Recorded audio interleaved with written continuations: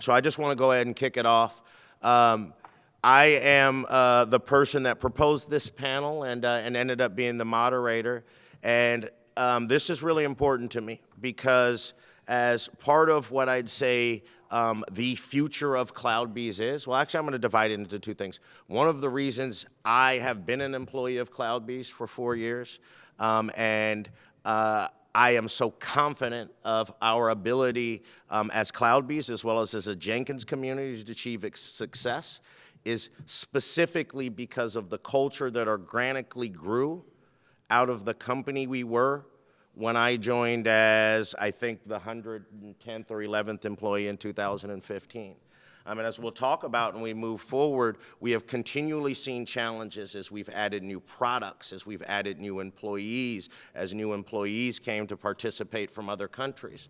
And I think why we've struggled, CloudBees and the Jenkins community have done a great job at maintaining what is special about those groups and teams as we've encountered encountered struggles and challenges in the face of change.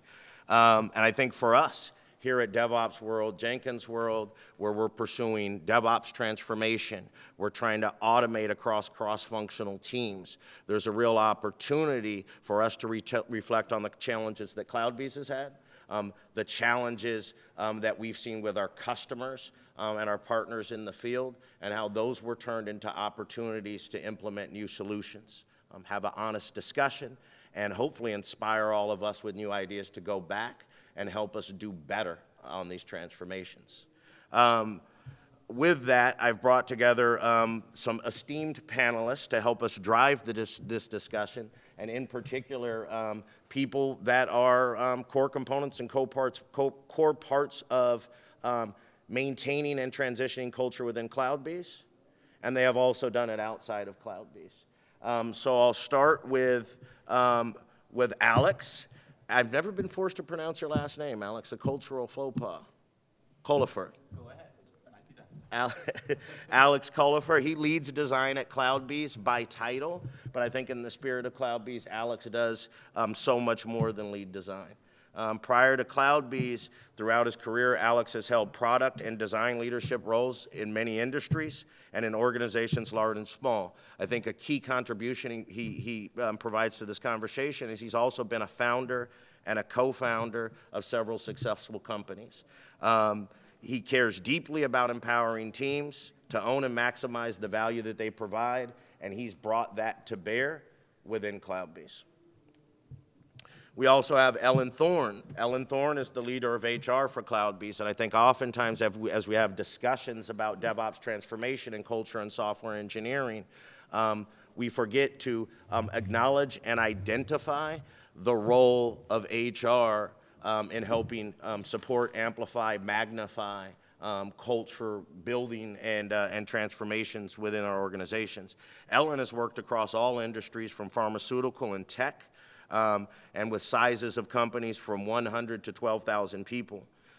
She's practiced in this field for 20 years. She joined CloudBees a year ago in May, and her mission is to build a scalable and continuous HR organization to help support CloudBees and its employees and provide the best possible environment for us that work here. We also have with us Mo, and I never actually say Mo's last name. That's just how personal we are. I always want to say Plassnig, but Mo Plassnig, founder and CEO at CodeShip, and he is also our Cloud VP. He joined CloudBees through an acquisition, so that provides a very interesting perspective a year and a half ago. And he has also now led sort of our other cultural opportunity in driving the acquisition of both Electric Cloud and rollout to add to our capabilities and our staff. Also joining us is Tracy Miranda. I think many of you may have seen her in the keynote on Tuesday night. She is the director of she is our director of open source community. She is a director of open source communities here, and her role is to work closely with the Jenkins and Jenkins X communities. She is also a developer and an open source veteran, Tracy is on the governing board of the CDF Foundation, or the CD Foundation, CDF. She helped launch the foundation, which is billed as the new home for open source software for continuous delivery, including Jenkins. And so Tracy, I think, brings a very valuable and unique perspective to this discussion, and having to tend to culture within open source communities, right? Where you don't necessarily have that motivator of a check at the end of the week or a pink slip if things go wrong, right?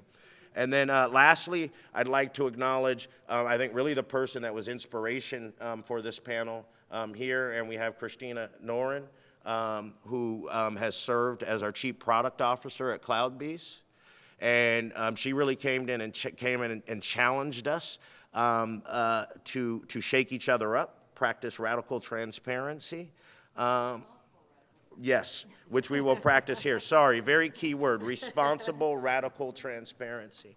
So thank you, Christina, for spurring this topic and spurring the change within the organization. Hopefully we'll be able to get you involved in the discussion later. So with that, I'd like to start out by level setting, and hopefully I can get from each of you a soundbite on what culture means to you. We talk about it a lot, we hear about it a lot, but especially in this place of engineering quantifiable, tangible things and hard science, culture is the squishy thing that I think means different things to different people, right? So I'd like to start, let's go ahead and just go left to right from the speaker position. Alex, how do you define culture? So obviously I knew this question was coming, so I tried to kind of like do a bit of research, and I still drew a blank, really. But one thing that I can share is kind of like, it's a little bit, culture to me is a little bit like design. There's an interesting similarity here, because everybody here is actually really well equipped to recognize bad design, while you don't really notice good design. And culture is very different, kind of like, good culture is kind of like, when it's there, you don't really have to talk about it, you don't really have to spend time with it, it's just, you can recognize it, but you don't need to. Bad culture, we are all really good at immediately spotting, just as individuals being in it. And so I find it more interesting than defining what culture is per se, is actually to try to figure out what makes it good. And the one thing that I feel like that we may all be able to see is kind of like, good culture very often seems to match our own values. We think of it as good when it matches our own values, which is obviously a challenge because they're all different. So I think the key component of culture is shared values and how to get there. And then last but not least, culture has to be intentional when it's in the workplace. Culture in the world happens naturally, evolving over time. In the workplace, if you have bad culture, you can recognize it is. If you have good culture, another theme other than shared values, most of the time I believe, is that it's intentional. Intentionality is critical to good culture. It does not happen by accident, in my experience, never. Great, thank you, Alex. Yeah, for me, culture is really the sum of all the individuals in a company, in a team, in a certain area, in a department. I think it goes back to values. I think we all, as individuals, have certain values, and if we are brought together as a team, I think you can still see, feel those values. I think what's really important for me is the culture at the end of the day is really defined by actions. So things you do, things you tolerate, things you encourage, or things you don't do. So I think for me, culture is far more than a nice page on a website listing a couple of core values. I think it's really about what you do and what you don't do. Yeah, no. Is that on? Let me see. I don't know how you This one works? Yeah. So, yeah, no, I agree with what Alex and Mo said. And just to add to that, like for me, I think culture is never written down. It's always kind of, as you say, the actions. And if I take an example from joining CloudBees, which is kind of the most bizarre example I can think of, but I joined CloudBees, and then after a while, people would point out these Twitter accounts. And these are parody Twitter accounts for the execs. And you know, and it was all sort of in good fun, and you go like, are they seriously, is someone making fun of, the execs? And I think some of us have seen some.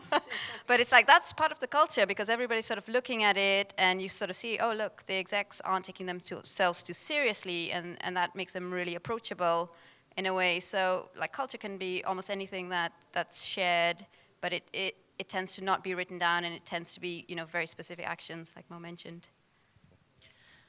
Yeah, I agree with all three of you. To me, values do play a key role within culture, and I know people do tend to say, here's our values, and many of your companies might have posters online or within offices that talk about, here's the makeup of our culture. I believe that it's truly the behavior that is within the company that's embedded in day-to-day actions that define a culture. So you should theoretically have the same experience when you are interviewing for a job to when you're on a call, a team meeting, et cetera. It's the behaviors that you see throughout the whole process, to me, that define a culture. The most non-professional words, but this is how my brain works, I call it the secret sauce that sort of makes a place special. And certainly there's sometimes negative behaviors that come with it as well, but theoretically it's the secret sauce that makes up the culture. Awesome, thank you. And as many of the panelists here probably know, one of my toughest, I've never been accused of not having an opinion.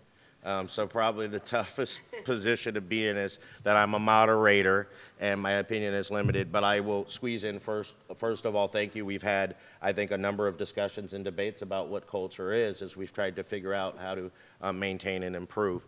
So it's good to hear it here. And I will just share your comment, Tracy, about the accounts, about mohair. I think that those are one of those signals, right, that you can't plan. They happen, but they send a signal to people internally and internally, not only about who you are, but for instance, about who your execs are, right, who Mo is, being able to take it, and I can appreciate that. What I found really early on and brought me into this company after time at many startups and big companies is when we were smaller, we were building organically on a culture of just really super intelligent people that were apolitical and were willing to step in and help each other. And I still think that that's kind of what thrives at the heart of this, and some of what we'll be talking about is how do we build on that while maintaining the pieces of that we need. So thank you. I think extending from that, I'd like to talk about, as we talk about software delivery, DevOps transformation, automation, we oftentimes hear about the Trinity, people and culture, process and practices, and or tools and technology, and how they're equally important. I also interview a lot of people and I ask them what has been your biggest challenge, and time again I hear our biggest hurdle is culture, is getting over cultural barriers, is getting people aligned. What I'd like to ask all of you, and I'll start with Mo here, is what is the importance of culture in software development delivery, particularly a situation where we're trying to change? And if you can also share where you think we at CloudBees and are we as an organization at large are doing good, and where we may be struggling. Yeah, I like what you said, Ellen. This the secret sauce. I always call cultures the DNA of the company or DNA of a team. In our case, also the DNA of open source projects and the open source community. I think to give one example from CloudBees, I'm pretty sure many of you heard about Jenkins X and Jenkins over the last couple of days. And if you compare those two projects and communities, I think they're very, very different, which I think is great. If you look at Jenkins X, it's a fairly new open source project. We announced it last year, a year and a half ago roughly.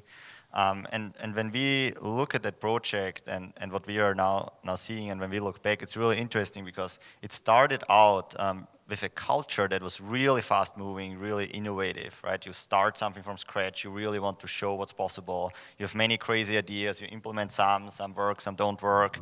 You get some users, you get some people using it, you get people contributing to it.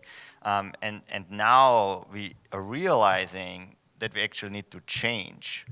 We need to change how we build the project, how we build our products on top of it, and we as a company and team and as a community need to evolve, because what happened after a year and a half is we have customers, we have many companies depending on it, and when you have companies and customers depending on your work, you have to be maybe a little bit less innovative and you have to move a little bit slower on purpose, because change is great and change brings many good things, but change also means that things maybe change that you don't want to change or that you don't expect to change.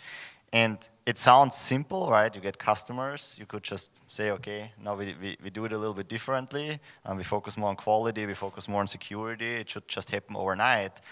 But what we learned is in order to make that happen, you actually, at the end of the day, if you ask a couple of why questions, why is it so hard for us to do that, you need to change the culture.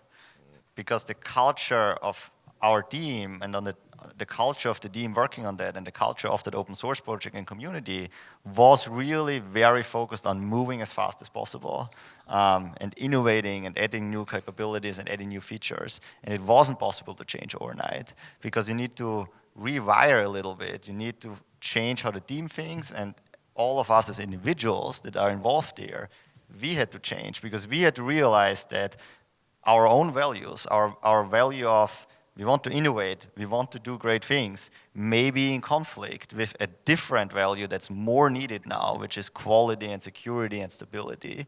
So I think we learned a lot through the process, and we are, I think, not really done yet. But it's fascinating to me how at the end of the day, I think it always comes back to people and it always comes back to culture when you try to change things. Awesome, thank you. Would anybody else like to comment on that, respond to what Mo said? I'd like to, yeah. So this, how to change culture, right, on teams that are already doing something well, profoundly well. Actually, there's a generic thing here too that's not just about this situation, but a general kind of like, because you led this by kind of like the state of software delivery. Yes, yes. And one thing that people seem to have accepted is like, we've moved beyond this, is this whole idea of kind of like individual rockstar contributors versus teams.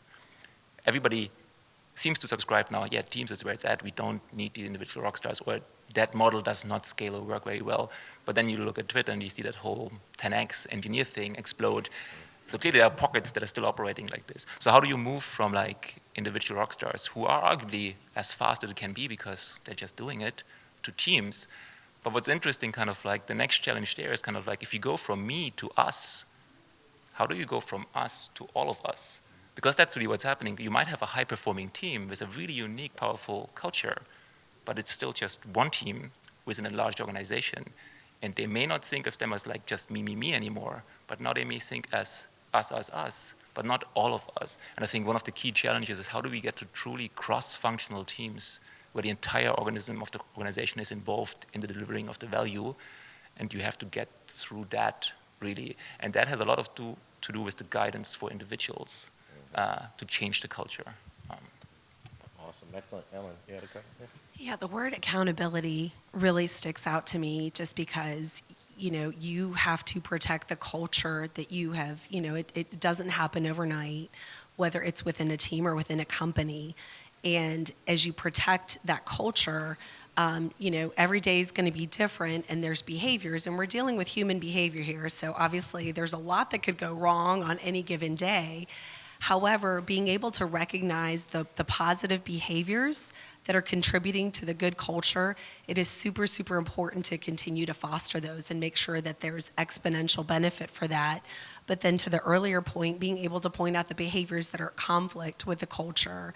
I worked for an open source company for 7 years, and time again, I saw when there were either decisions made or there were conversations that would go against that open source sort of methodology, and it would just be a train wreck waiting to happen. So it's just being able to recognize that they do have to work in tandem, and it's a push and pull, but protecting it, whether it's a process, whether it's behavior, whether it's day-to-day conversations, that level of accountability is something to me that every single employee owns. It's not just HR. And well, a quick question, just to dig into that. How do you project or how do you signal to employees, how do we do it here, that we are all individually accountable as stewards of our culture? Yeah, I mean, it's a great question. It's not just one answer. To me, it's just day-to-day expectation setting. And if it depends on if you are driving a project if you are heavily involved in driving, whether it's the mission, the vision of the project, or the day-to-day accountability, I think it's super important to be clear and upfront around, hey, this is what we're trying to get to, here's our shared purpose, and here's the how we're going to get there. And frankly, just creating an environment where the team can hold each other accountable to that. I think that's another role that every single person plays. And I think, and Tracy, as you queue up, I think one thing that we started out doing well and we're really building on, and we've instituted as systems, is ensuring that that people have a pathway to share ideas. People can have a voice. People can exercise creativity and opinions that can influence their project towards the greater good. Yeah, Yeah. the additional point I was just going to add is I think it's important to acknowledge, especially when companies are in transition and we see a lot of change at CloudBees, that you can just have these, I guess, subcultures emerging, and then that's always dangerous if you don't explicitly acknowledge it or just sort of say, this team is like that and that team is like that. And if you use the analogy of, kind of pioneers, settlers, or town planners, people tend to fall into those different categories. And if you're taking a team of pioneers like Mo had and saying, okay, we need to be settlers now, just having that self-awareness and sort of saying outright, this is the culture change we're doing. I think it's really important so everybody sort of shares that, regardless of how they might have perceived themselves before. Excellent. Yeah, go ahead. My quick thing to add, I think, is important again, because you mentioned earlier kind of like the culture is to sum of the parts, all the people, individuals, right? And it's actually interesting because you can try to send these messages time and time again, but what's really interesting, it actually often runs off like water from lots of people. And the reason why this is not so much because they don't want to hear it or they don't care or that they're even opposed, but the problem is that they don't actually perceive themselves as being counter to the culture because we fail to tell them. It's really interesting if somebody is acting counter to the values, and it's interesting because you might actually be wrong when you perceive this, and when you tell them, actually it might be you who's wrong. But if you don't tell them, you don't have that conversation. If you don't have that conversation, then the person doesn't actually know that they are not aligning with where we want to go. And if they don't know this, then they cannot ask for help, nor can you offer any help, because there's, from their perspective, nothing wrong here. So it's a really critical thing, and that's why accountability actually starts, once again, with individuals. You have to have those conversations up and down and left and right through the entire organization to drive that. Awesome, thank you, and I think that's a great tie-in. I'd like to stay on this topic for a little bit longer because I want to ask some specific questions. I think, Tracy, you have a unique perspective with your time in open source, and an extent, right, you are living in sort of two different worlds, right? And you have to bring them together to bring things to fruition. Do you have any comment on the role of culture in open source teams and how that works with or doesn't work with corporate culture? Yeah, no, I think that can be a very specific challenge. Like, open source has its own culture. Sometimes that's very, there's both sides to that. There's some very good connotations, around transparency, just, sharing your things, and then there's some, not so good things. And then again, like you referred to earlier, the motivations are completely different.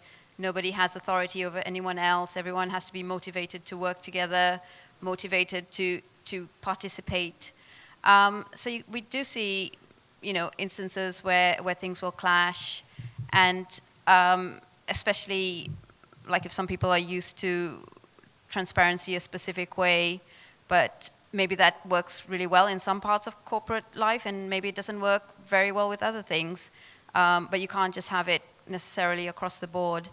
So, it's very, very easy, and I kind of sit a lot on the kind of culture clash of, which side are you approaching this from? Is it from kind of the open source hat or the corporate hat? But I think, again, it just goes back to the setting expectations and having that accountability. That kind of makes the difference between how you sort of get people to say, okay, that's fine, this is how you might do things in open source, but you do have to marry that with kind of how the company culture is as well. Excellent, thank you. And I'd like to put you on the spot, Ellen, VP of HR. What is HR's role in not just culture as overall corporate culture, but in software development teams and in organizations like ours that are continually trying to better our DevOps practices? I'll answer that in a second. You just made me think of something. So, and I'll get to that, but I just had to for many years, it took me a while as just an HR professional to truly understand what open source is, right? Meaning the behaviors that sort of make up that culture, the open, the transparency, the having a voice. It took me a couple of years earlier in my career to realize that, like an email list, when there's a policy change on anything HR related, getting the 2,000 emails going, but why? We haven't done it this way. We need to do it this way. And sort of understanding the need even for change management and understanding the need for how you approach it needs to be just as open. You just reminded me of one of many times that I was like, man, had I known what that was and how we could have approached things differently. But I would say, a lot of times HR tends to go off and do their own, or an HR organization will go off and do their own thing, meaning develop their own policies. There's a lot of compliance that gets involved, that goes along with HR. To me, the role of HR, though, needs to be how do you identify or how do you make sure that, again, we protect that culture? And then, frankly, how do we build around it? So I'm not a fan of ever misaligning or coming up with sort of the bright, shiny object project initiative without thinking that culture is embedded in the company. We hire people that need to be involved in that culture. We're going to retain people because of the culture, right? You come onto a company, you join a company based on the brand or the project, and then you stay for the people a lot of times and the work. So to me, it's really around how do you make sure that everything that we do, and just to get tactical, everything from policies to engagement strategies to recognition, right? As a company evolves and they start to get more into recognition efforts, we're still in our infancy on a lot of those broader corporate programs, but as we grow, to me it's important to identify those behaviors and to align it so there's constant, we're not leading with culture, we're leading with sort of wrapping our arms around, again, those behaviors and our people so that we're feeding into it. Awesome. Thank you for that. Thank you for that. Any other commentary on the state of culture and software before we move on to our next question? Alex? Nope. Okay. Now what I'm gonna do, part of my, and if you know me, I really appreciate sort of the interpersonal sort of soft science of relationships. So one of the things we're gonna do is before we practice responsible, radical transparency as CloudBees here on the stage, we're also gonna make some deposits sort of in our emotional banks. And to do that, what I'd like to do is take an opportunity. I know that everybody here, for the most part, has suggested, implemented, and practiced some very novel things that have led to cultural wins. So I want to talk about those wins. And really what I'd like to get from the panel here is, can you share examples within or outside CloudBees where culture is directly or largely attributable to positive outcomes? What practices did you implement, and what steps led to those outcomes? And I think, Alex, you have an interesting example that you'd like to share with us. Yes, I do. So some time ago, I was working for a smaller company. It was just 70 people. And I had joined, and I found something there that was interesting. So they dealt with kind of like, so engineering was kind of like the forefront of dealing with ad hoc incoming all the time, like we often do. We all have to do kind of like bugs, things break. How do you deal with this onslaught of like things that are happening to your organization when you have feature teams that are trying to deliver value, et cetera? So their solution was a rotating title that engineers had to wear for like 2 weeks at a time. It was called the bug boy. Ooh. That was a thing. I was like, really? And as it goes, kind of like nobody wanted that, of course. Number one, because that sounded exactly as awful as it was, but it was actually even worse because you basically spent 2 weeks now by yourself dealing with crap that's happening to you, no agency, no nothing, and you're basically victimized as part of the culture. And they considered this actually in conversations, so sorry, strong language, as the shit pit that you get rotated in and out to shovel shit. And so that's obvious. It seems like that's such an easy fix, right? Because this is so bad. But that's why it's also such a good example. So what we did basically is actually stop that. That was not hard because there was literally nobody hanging on to it. There were a few people who didn't understand why we would stop it because it dealt with the problem. So we stopped that, and instead we instantiated a small team. And that small team was actually permanent, not something you rotate in and out. You rotated in if you wanted to be part of this team, and you got off a team, like I think it's good practice for any team, when you wanted to go to a different team. So you get agency, number one. And then that team got a very strong mandate. And the mandate was, you still have to do the responsibilities that formerly were done by the bug boy. That is true. But this becomes a sideshow. As a team, you have to cover that. However, as a team, you need to develop and identify what else you need to be doing to make this situation better. What are the initiatives that you can kick off? And you can do it completely by yourself, no guidance, nobody tells you what to do. You just do the work, you figure out what is the recurring thing here, you make it better, and then you start picking off real projects that make a difference.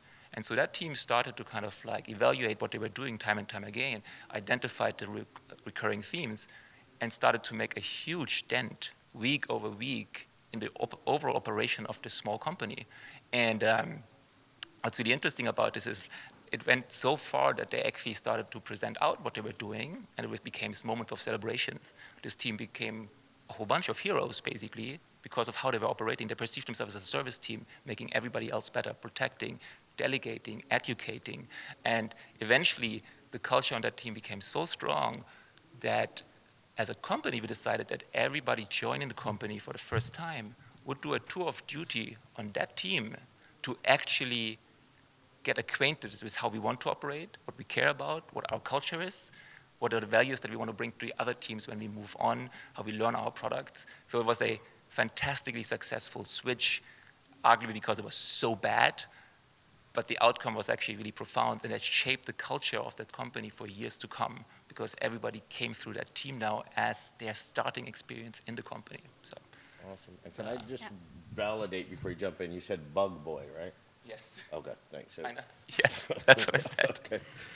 Yeah, no, that reminds me of, I think that's a great story. It reminds me of my first job, and we had something similar. So if you broke the build, you would get this pointy hat kind of made of paper, and people would try and make you wear that, like, we're going to shame you because you did that, and it would not go down well. Like, people would fight over this thing, but, I left. They never fixed the problem, I think, in that case. But I think it is nice to see how, not just in open source, but in companies, things have evolved. So, you have codes of conduct coming in. We have people trying to get away from this RTFM mentality. But I think, there's still more we can do. And I think, things like a blame-free culture. Maybe I'll ask the audience, who thinks their workplace has a real blame-free culture? Okay. I'm seeing one hand. So, we've got a lot of work to do. Good for you. Where do you work? No, yeah. But it's it's so critical, because unless you're very explicit, people naturally feel shame. They feel bad. They don't want to fail in front of people. But it's really, really hard to create that culture that says it's okay to fail, and nobody is going to point a finger, and nobody is going to do these things we did once upon a time. So yeah, I'd love to think about how we be more deliberate as an industry to do that. Okay, just to respond to that specific one, because it's an interesting thing. Blame is a strong word, obviously. Celebrating blame and shaming people is obviously not right. But it goes back to what we mentioned earlier, right? This whole point is if you do something wrong, the organization also has an obligation to hold you accountable. So that you can actually have to, that's not about shaming, that's just acknowledging this didn't go well. What are we going to do about it as a team? Not how you're going to fix it because you did it wrong, but that conversation still has to happen. It just has to happen in a very healthy way. And it's very easy to do this really poorly, obviously. And I'm actually really shocked that we saw one hand go up. Yeah. I thought we were better. Earlier in my career, I had a first line manager that would call meetings, your regular staff meetings, and I remember she would ask us, she would call us out in the meeting to say what's one thing that didn't go well this week. When you're kind of young and you're not as confident, I remember being very uncomfortable. But then I remember over time, I would raise my hand and be like, all right, I completely messed up, or I screwed up this conversation, or I could have done something differently.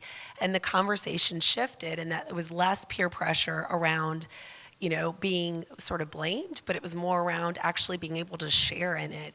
And that, to this day, 15 years later, maybe 12 years later, I will say that any new team that I join, and I think I even mentioned this in an executive meeting early on in my career at CloudBees, I will say, here's my leadership brand. I'm very authentic. I will likely screw up a word or two as I talk. Obviously, I've got frog voice right now. But then in addition to that, I will say I'm not perfect. I'm human. I will make a mistake, but I will call that out. I will absolutely call that out, and I will learn from it. And that goes a long way, even within our team now on the HR side. I want to create an environment within our culture where that open and that transparency in the middle of our fast-paced, crazy growth for people to raise their hands to say, you know what, I screwed up, Ellen. I'm like, that's okay, let's talk about it. And to me, it does. It's one conversation at a time, but I do think it starts with you as an individual and sort of gaining confidence in yourself to say that. And then I firmly believe that has exponential effect around others around you, because that's going to create safety in the fact that people might, even if it's one person, that they will trust you, and then they might come back to you so that you can have that two-way dialogue. Thank you, and I'd like to actually call out another example, jumping ahead into the next question, that Christina actually brought into our organization, is this concept of people writing new user manuals. Right, here's sort of a guide to who I am, and here's how you interact with me. And oftentimes, if you don't understand a person, there's miscommunication. It's hard to gel together and move forward. Understanding them and empathizing with them helps. So kind of in that theme, right, I'd like to talk a bit about, what have we done well within CloudBees? What have we seen? Moving from what we've done well and some of the techniques that we've implemented.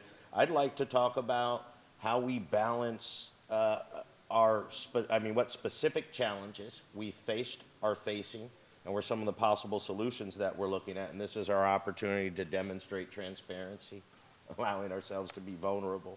When we look at CloudBees, I don't know if everybody knows here, CloudBees is an extremely fast-growing company, and it feels like it's growing even faster.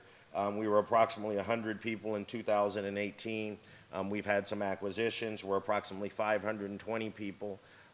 So we've over quadrupled our size, but more importantly, in that growth, we were always a distributed company. Not a company that supports remote workers, but a distributed company.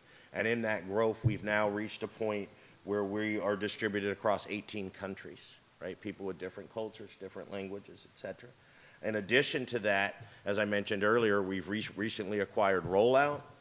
We've recently acquired Electric Cloud for CloudBees Flow. And so I think here the people at this table have been dealing with, solving, and are still trying to figure out how to solve some of the most difficult aspects of culture. So I'd like to dig into that a little bit, and I'd ask if you guys can share with us some of the past challenges that you've encountered. How do you address them? And what are the challenges that we're working on or we expect to come down the line based on where we are in our growth curve? And with that, Mo, we didn't hear from you on the last round, so I'd like to put responsible radical transparency. We'll start with you. Yeah, I think you mentioned acquisitions. I think when you acquire another company, you also acquire a different culture, and I think it's very, very hard. I think that's an understatement. When I look back at the last several months, because I think we have a culture that's very open, which is great. We really value diversity, so we really want to bring in different points of views. But it's still very hard if you suddenly grow the company. If you look at the Electric Cloud acquisition, I think we were, 400 people back then, and then we were suddenly 530 or something. If you add such a large group of amazing people, they also come and change your culture to a high degree.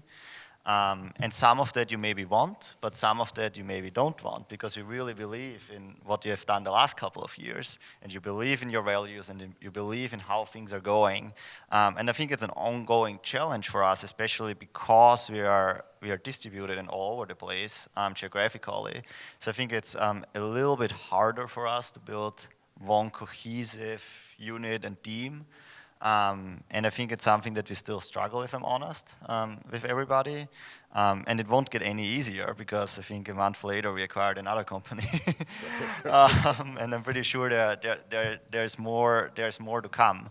But then I always also see the opportunity in it, because when we talk about changing culture and evolving culture, and culture being the sum of all the individuals, I think what we got through those acquisitions was, I think, again, many amazing individuals, and I think we have a better culture because of it, as painful as it sometimes feels, because we just do things differently. And also my own experience from joining CloudBees through an acquisition, I think we were a 30-people company.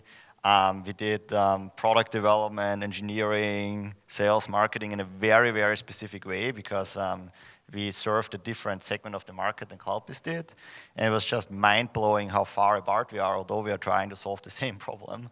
But I think it worked out well for everybody, because we have, I think, a culture that's focused on openness and values other people's point of views. And so I think we so far have been able to really take all that input and create something better out of it. But it requires a lot of hard work that's hard to describe. A little bit of pain along the way.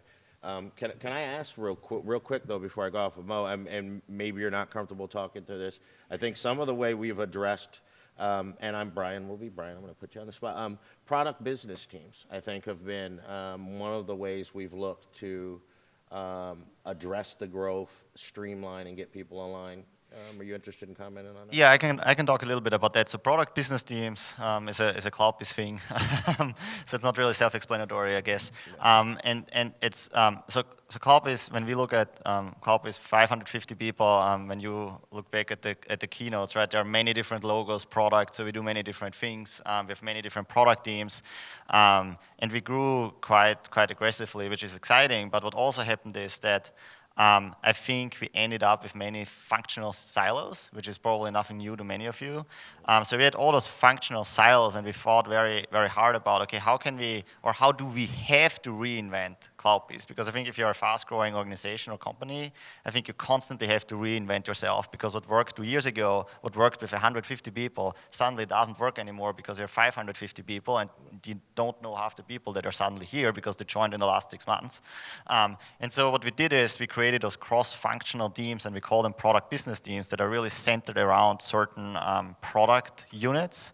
We don't call them business units yet. I think we are not going that far, but what we were able to achieve is that really an engineer in a certain team working on a certain product now feels really strongly about not just building a product, but also bringing it to market and working with the people on the marketing team and working with somebody in sales on, okay, not just how can we build it, but how can we put it out there? How can we make sure it gets adopted? How can we make sure that if we get support requests and tickets, that we can really answer them? How do we have also documentation? And I think so far it's probably one of the better things we have done, right? I think we tried many other things that didn't work well too, but I think building that cohesive unit and giving those teams like a clear mission and vision and goal, and enabling them to work together, I think was really, really helpful. Awesome. Thank you, Mo. Appreciate you sharing that. Alex, you said you had a comment?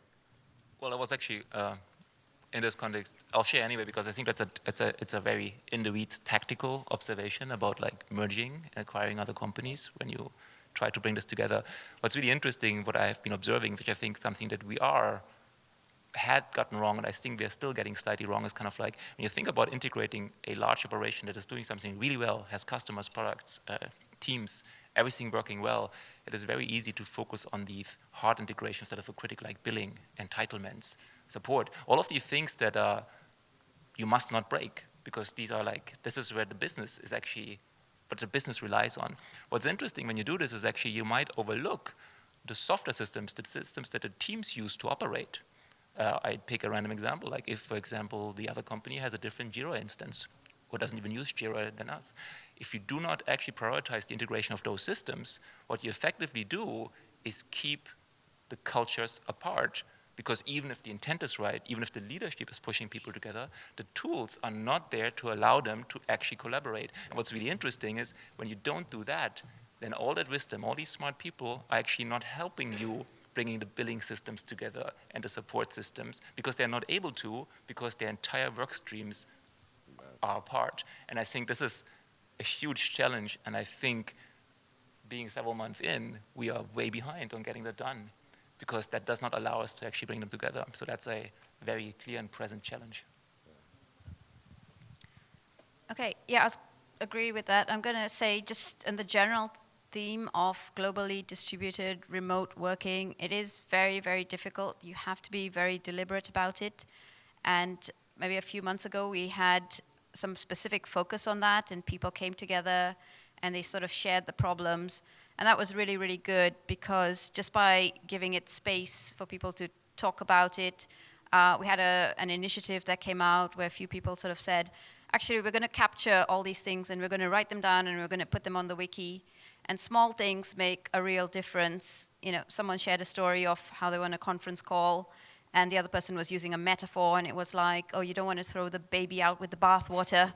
And they were like, are you okay? You know, take care of your baby if you need to. Like, and it was like, so, you know, one of the things was like, you know, be careful with metaphors where, you know, if people aren't first language English, or even if people are, like a lot of the sort of Europeans will say, like, please don't use baseball metaphors, just don't do it. So we explicitly put that down, you know, don't do that. And then it was just like a whole collection of little things, like if I'm working on a different time zone, should I feel obligated to respond to an email? And it's like, no, don't do that, it's fine. And, you know, it was really great. I had a new person come into my team 3 months ago, and I was able to say to them, like, go and read this thing, which we've put down, which has been crowdsourced, people have given feedback.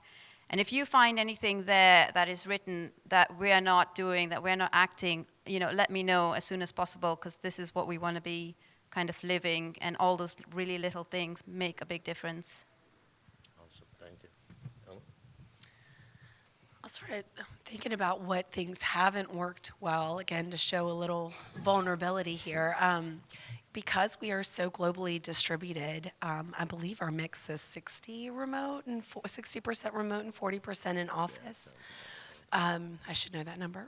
But based on that, you know, what that means is you're sitting at home in a remote location, you're working on things, and you're having to think about, how do I stay on top of 1,000 Slack channels, emails, Wiki, Jira, everything else. And in addition to that, you know, you're being asked, are you aligned with the corporate strategy? And I think that's an area for us as a company that we are putting a lot of focus on right now, if I'm being honest, around.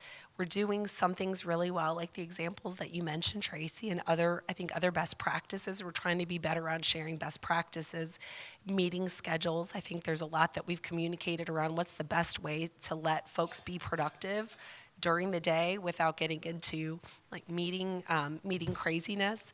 But the engagement factor, that's actually a theme that I've seen over many, many years, which is, how do you keep folks engaged and making sure that they feel, you know, inspired, engaged, and sort of in the moment, knowing that they are likely at home by themselves, or they might have, either a parent, or they might have a spouse and children around, other distractions, keeping them as engaged as possible, therefore leading to good productivity. So that's actually an area for us that we are continuing to chip away at.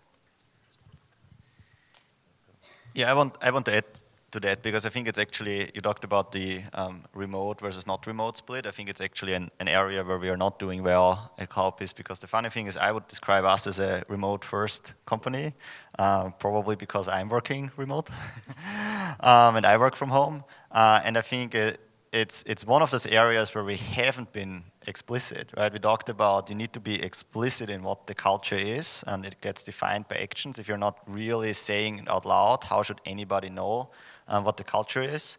And I think we're saying we're remote, but we also have offices, right? If you come to an interview with CloudBees for a job and you are in Raleigh, where we have an office, you might think, oh, that's awesome, there's this office, amazing people, I like the office, I want to work there, and then you start, and as you said, right, you stay because of the people, of the culture, because of your job, and then you start and suddenly you're only in calls. You only meet, or you meet most of your coworkers only through calls and online, and it's a completely different experience, because I think we haven't clearly said how we want to be. Do we want to be truly distributed, or do we want to have that mix, or do we want to have more people in offices? And I think it's one of those areas where it creates a pretty strong tension for us. Awesome, thank you. And I'll add my tidbit. One of the places where we struggle is actually finishing meetings on time, and then that cascades throughout the day.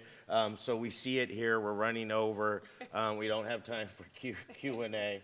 But I do want to say, to you guys coming up here, guys and girls, bees, coming up here and sharing some of our difficulties as well as some of our learnings. I appreciate it. I would say we didn't get to Q&A. We also didn't touch upon some of the tactical things we've implemented and seen success.